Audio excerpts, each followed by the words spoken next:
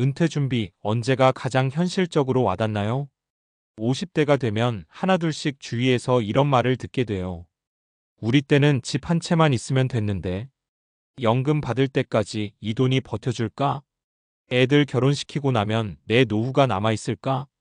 특히 은퇴가 10년 안쪽으로 다가온 시점에서는 이런 고민이 체감으로 오죠.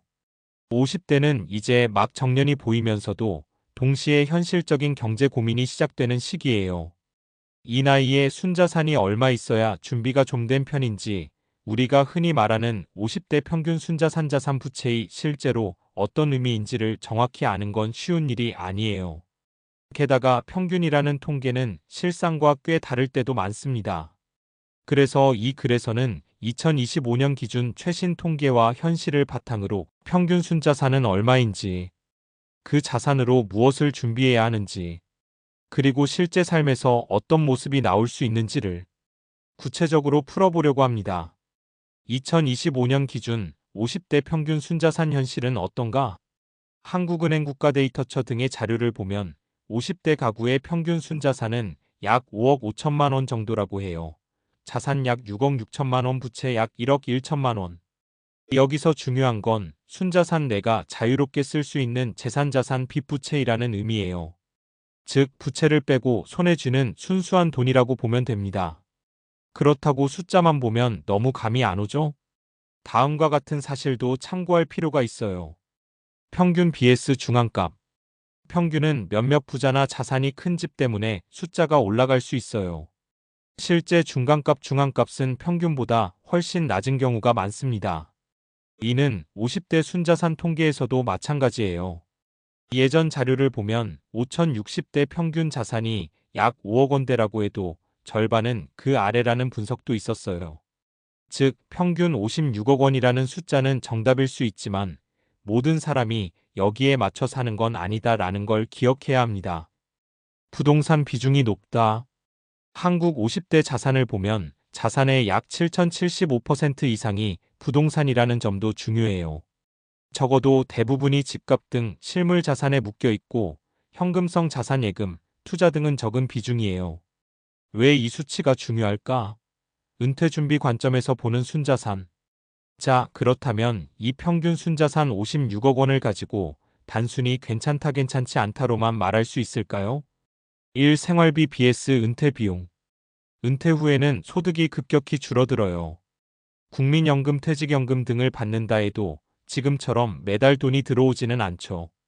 게다가 은퇴 후에는 의료비, 생활비 증가, 자녀 결혼 교육비 등이 추가로 들어갈 가능성이 큽니다. 이 부채 상환. 부동산 자산이 크더라도 주택담보대출이나 기타 대출이 있다면 순자산은 그만큼 줄어들어요. 부채를 어떻게 정리하느냐에 따라 은퇴 직전 삶의 질이 달라집니다. 3. 유동성 문제. 부동산은 팔기 전까지 현금이 아니죠. 은퇴 후 자금이 필요할 때 매번 집을 팔 수는 없습니다.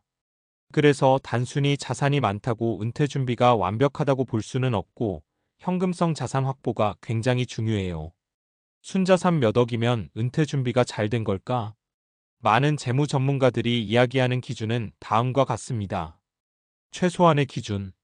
50대 시점에서는 순자산 7억 10억 원 정도가 있어야 노후에 여유가 있다는 의견을 많이 봅니다. 특히 금융자산 비중을 30% 이상 확보하면 노후 파산 위험이 낮아진다는 조언도 있어요. 이상적인 기준.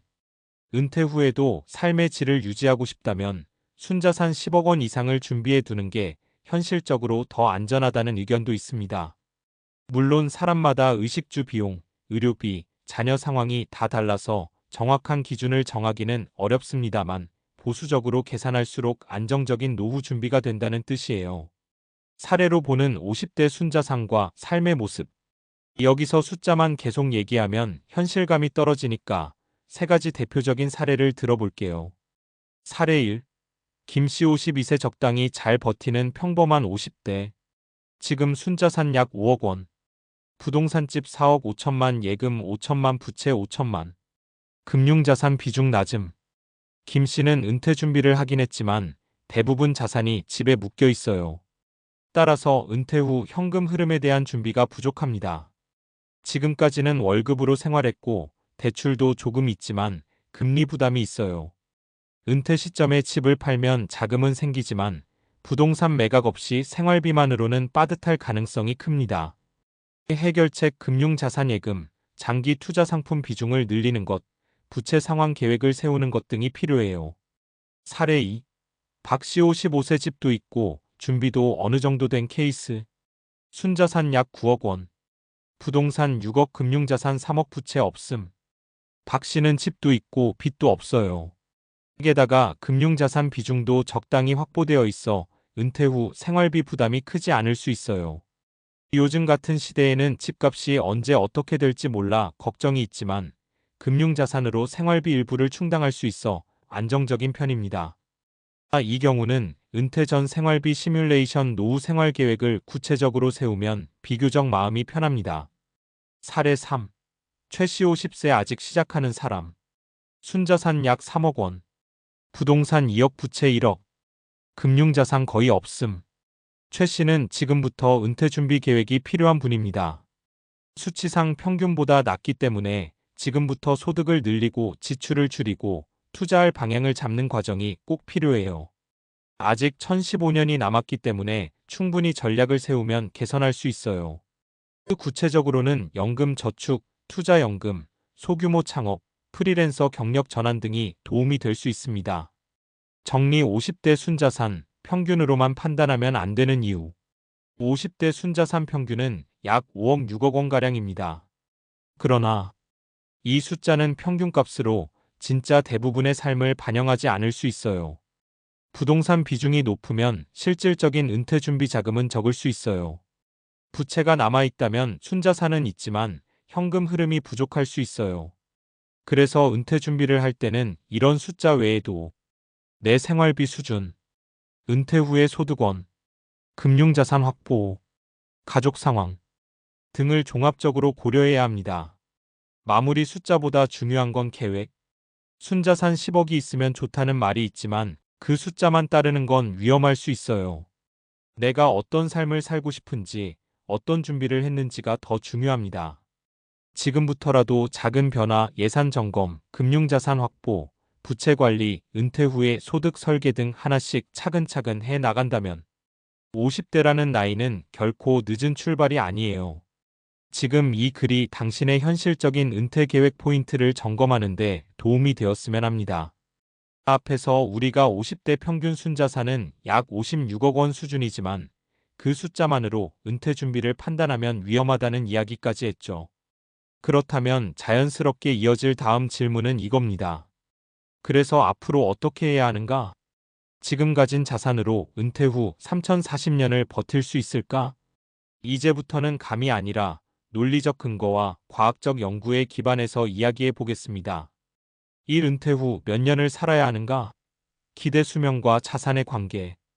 우리가 은퇴 준비에서 가장 자주 간과하는 게 있습니다. 바로 얼마나 오래 살 것인가입니다. 대한민국 평균 기대 수명은 이미 83세를 넘었습니다.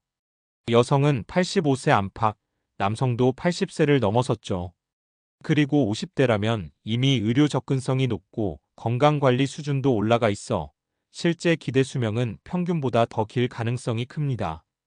즉 60세에 은퇴하면 최소 25년, 길게는 35년 이상을 살아갈 확률이 높다는 뜻이에요. 여기서 중요한 공식이 하나 나옵니다. 은퇴자산 연간 생활비 은퇴 후 생존기간. 예를 들어볼까요? 은퇴 후 월 300만 원 필요, 연 3,600만 원, 30년 생존 가정, 3,600만 원, 30년 10억 8천만 원. 물론 국민연금, 퇴직연금이 일부 보완해 주겠지만 순수하게 필요한 자금 규모는 생각보다 큽니다. 이 계산이 무서운 이유는 단순합니다. 5억이면 충분하지 않을까? 라는 생각이 숫자 앞에서 바로 무너질 수 있기 때문이죠. 이 왜 금융자산 비중이 과학적으로 중요한가? 앞서 말했듯이 50대 자산의 70% 이상이 부동산입니다. 그런데 행동경제학과 재무설계 연구에서 공통적으로 강조하는 건 이것입니다. 은퇴 직전과 직후에는 유동성이 생존을 결정한다. 유동성 현금화 가능성의 과학적 이유. 은퇴 후에는 정기적 급여가 사라집니다. 대신 지출은 예측 불가능해집니다. 갑작스러운 의료비, 자녀 지원, 경기 침체, 집값 하락. 하버드 재무설계 연구에서는 은퇴 초반 5년 동안 자산의 2030%는 유동자산으로 확보하는 것이 안정성을 크게 높인다고 분석합니다. 왜냐하면 은퇴 직후 자산이 급락하면 회복할 시간이 부족하기 때문이에요.